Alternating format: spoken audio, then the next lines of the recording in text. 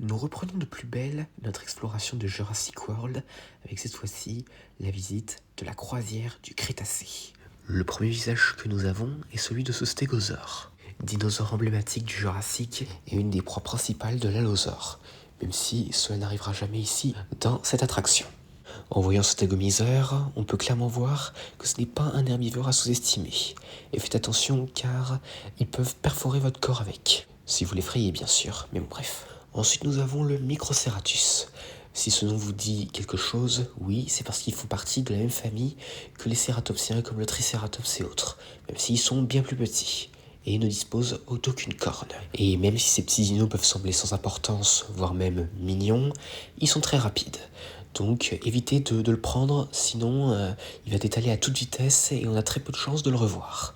Le dino suivant est ceci, le Baryonyx. Les trois spécimens devant nous sont un groupe composé de 2 sœurs et d'un frère, ce qui est quelque chose d'assez unique en sachant que normalement les Baryonyx ne vivent en principe qu'à 2 quand ils doivent vivre en groupe social. Cependant, l'une des sœurs devra bientôt être transférée pour examen médical, mais pour l'instant, elles sont tranquilles. Donc nous poursuivons un peu plus loin et nous tombons sur un autre apatosaure que nous avions déjà vu dans la vallée des Gallimimus.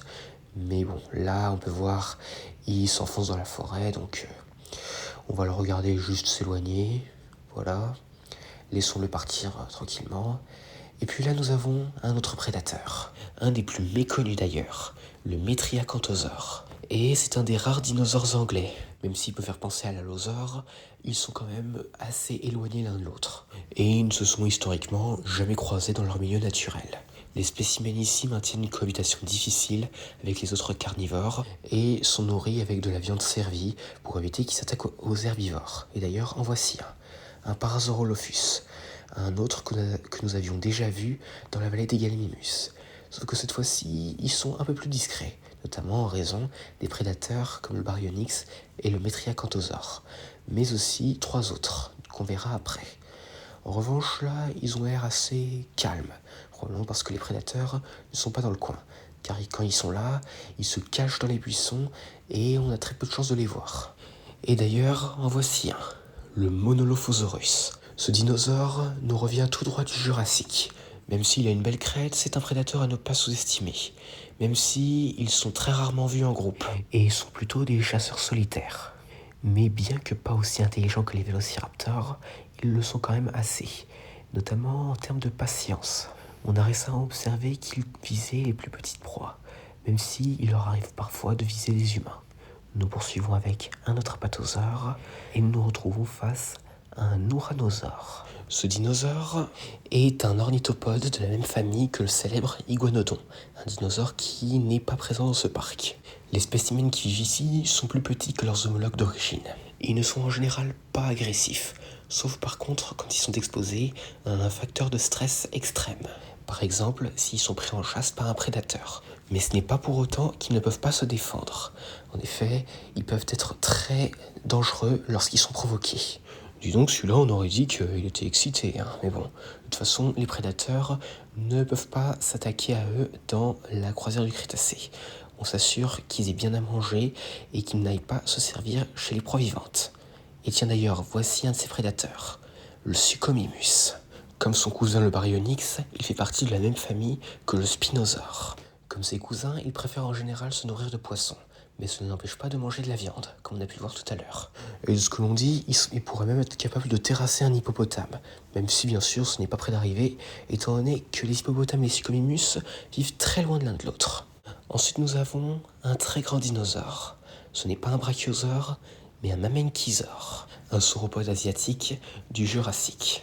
Contrairement à leur homologue du passé, ils ont le cou très dressé. Comme tous les sauropodes, il est capable de coexister pacifiquement avec d'autres espèces de petits herbivores. Et si provoqué, il est capable d'utiliser sa queue. Oh tiens, je sens qu'on interrompt quelque chose entre ces 2 spécimens. On va les laisser tranquilles, vous savez quoi. Et donc ensuite nous avons encore une fois un ouranosaure. Celui-là il est un peu plus éloigné que de son troupeau. Encore un dinosaure solitaire.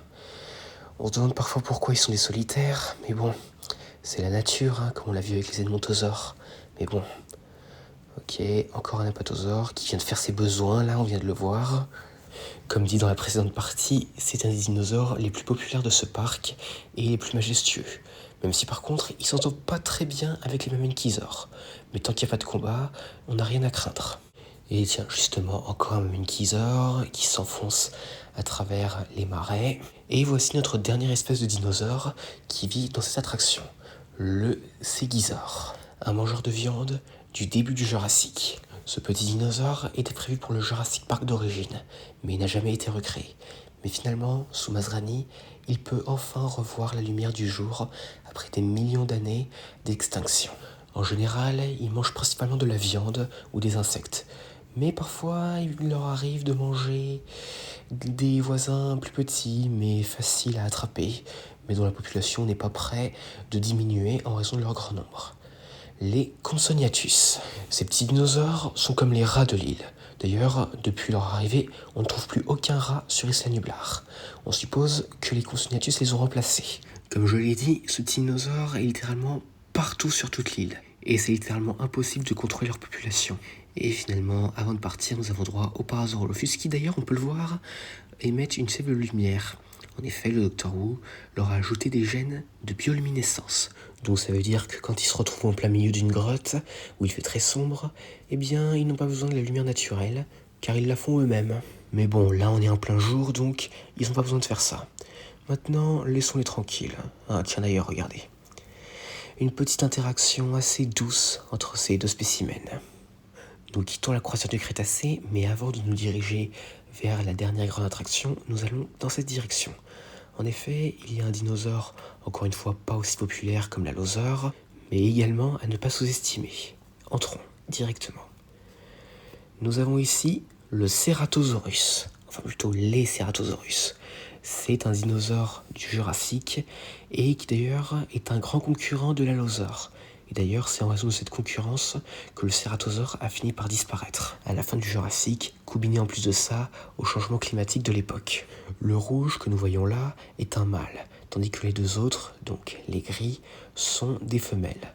Donc, autrement dit, ce cératosaure mâle vit en harem. Pour l'instant, il n'y a jamais eu de bébé, mais si ça doit arriver, il faudra leur trouver un plus grand enclos. Et maintenant, nous nous dirigeons vers la dernière grande attraction de ce parc, la vallée des gyrosphères. Et justement, nous la survolons en ce moment même. On peut le voir, c'est une grande vallée, là où vivent les plus grands troupeaux de dinosaures de cette île. Et aussi les plus blindés. On le verra quand on entrera dans cette grande plaine. Certaines espèces qui vivent ne sont pas forcément en très bon terme, mais arrivent quand même à coexister, même si c'est un peu difficile. Mais bref, entrons directement dans cette vallée. En premier, nous avons ce dinosaure emblématique, le Triceratops. Celui-là, on le présente plus. Tout le monde dans sa vie a au moins entendu parler de ce dinosaure. Et c'est même d'ailleurs un des dinosaures que tout le monde peut identifier avec le stégosaure, l'ankylosaure, le T-Rex, etc., etc. Mais bon, en tout cas, nous avons de grands troupeaux de Triceratops par ici. Ils sont assez calmes, mais parfois il peut s'avérer être un cauchemar pour la sécurité s'il décide de retourner ses cornes contre les clôtures, comme le disait si bien ce cher Georges Lambert. Ensuite nous avons non pas un ankylosaure, mais un Neoplocephalus, une espèce un peu plus petite, mais tout aussi blindée que son plus grand cousin. Bien que légèrement moins imposant que l'ankylosaure, il ne faut pas le sous-estimer, car lui aussi, il a une queue qui est capable d'arracher un crâne d'une personne si jamais il est provoqué. Ensuite, nous avons encore une fois un dinosaure très emblématique, mais que tout le monde peut identifier également, le brachiosaure. Ce dinosaure, il est là depuis le début. C'est le premier dinosaure que Alan Grant avait découvert lorsqu'il est arrivé pour la première fois à Jurassic Park il y a plus de 20 ans. Ce spécimen est assez solitaire, mais bon, j'imagine que c'est surtout pour faire sa sieste qu'il a décidé de s'écarter du troupeau. Comme celui-là d'ailleurs, qui traîne près de la clôture. Surtout que les troupeaux de brachiosaures peuvent être parfois assez bruyants. Et voilà, donc là il vient de se réveiller et il va justement retrouver le troupeau. Et nous avons un petit moment de lui avec ce groupe de Triceratops. Nous poursuivons un peu plus loin et nous avons un stégosaure en train également de faire sa sieste. Et là nous avons des Triceratops mais aussi des Nagitoceratops, des cousins plus petits mais aussi imposants. Et d'ailleurs, détail intéressant, Observez-vous une quelconque ressemblance avec le bétail moderne? Et oui, je parle ici des cornes. Elles ressemblent beaucoup à celles d'un bovin. Encore une fois, un dinosaure assez paisible, mais qui peut être assez dangereux s'il est agité, notamment pour protéger un membre du troupeau. Ensuite, nous avons encore une fois un cératopsien, le Pachyrhinosaure, un dinosaure du Grand Nord canadien de la fin du Crétacé, et qui, heureusement pour eux, n'aura pas à être confronté à un Gorgosaure ou un Albertosaure dans ce parc. Surtout qu'IGN n'a jamais recréé d'Albertosaure ou de Gorgosaure. D'ailleurs, ils n'en ont même pas l'ADN. Et donc ensuite, nous avons non pas un Pachyrhinosaure plus grand, mais un Sinocératops. C'est un dinosaure assez nouveau dans le parc et qui diffère beaucoup de son homologue de la fin du Crétacé, notamment en raison de ses trous dans sa collerette, que le spécimen d'origine n'a pas. Pour une nouveauté, il est déjà bien répandu. Ensuite, nous avons encore quelques apatosaures et quelques pachyrhinosaures, devant d'ailleurs une entrée vers une zone qu'on ira voir un peu plus tard. Parce que déjà, c'est dans la zone où les visiteurs n'ont pas le droit d'aller, mais aussi parce qu'il y a une nouvelle attraction qui se prépare en ce moment même. On ira plus tard. Et ensuite, nous avons l'ankylosaure, encore une fois, un des dinosaures les plus emblématiques, et qui d'ailleurs s'entend bien avec le Triceratops, certainement parce que leurs ancêtres avaient eux aussi coexisté pacifiquement avant leur grande extinction. Donc ces trois spécimens sont assez isolés, mais bon, en ce moment, j'ai l'impression qu'ils s'écartent un peu et se dirigent un peu trop vers l'entrée de la zone interdite. Ensuite, nous avons le Corythosaure, encore une fois, un des derniers dinosaures à avoir existé avant la grande extinction Crétacé-Paléogène, et qui normalement vit assez bien avec les Parasaurolophus, même si en ce moment, ce petit groupe est encore une fois isolé. En ce moment, j'ai l'impression que les dinos, ils sont un peu trop dans leur coin.